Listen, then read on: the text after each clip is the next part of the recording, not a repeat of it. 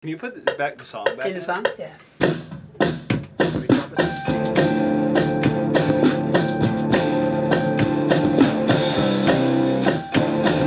When I first brought up the concept of the drum machine, it was in response to, you know, the band talking about someone Amy and I have been fans of for years, a band called Caliphone. Yeah, this is it. I thought I showed it to you guys when you were here last, or the first time, but it's this, and how in their music there's like core beat, but then there's, you know, stuff like syncopated or like dotted throughout the spaces in between the core. It's like, I thought maybe this drum machine could be that. Here's a bossa nova, here's a...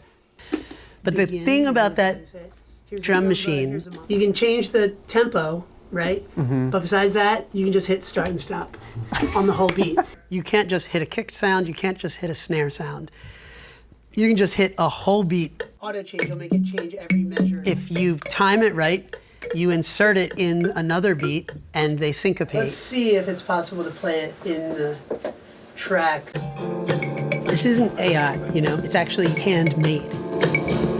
If it ever drifts, just stop and start again.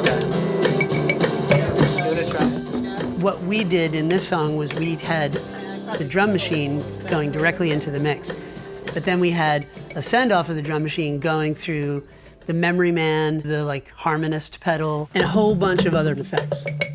And so now the challenge is to fit not just the drum machine, but the drum machine and whatever effects you have in between the spaces.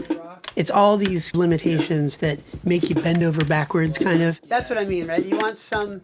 It makes things way more interesting. Oh, that's awesome. Yeah, right? I think so I like it cool. Straight like that, like on the 4/4 for the verse. Yeah. This was unique because it is like you start and then the beat starts, and then if you hit it again, it stops, and then you can click it again for it to start on the one.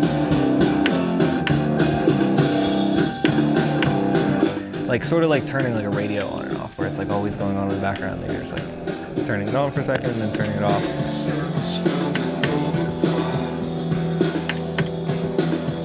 And then we found a beat that was just like so perfectly in line. It was like the rock setting or whatever. And Garrett was like pressing down two of the other presets at the same time, and then it just kind of felt right. Like it wasn't perfect, but if I stopped playing it like a half beat before and then just like pretended like I was like restarting it every time, it eventually lined up and sounded like it was just like a one-shot sample, you know. That's so good. I know, it's crazy.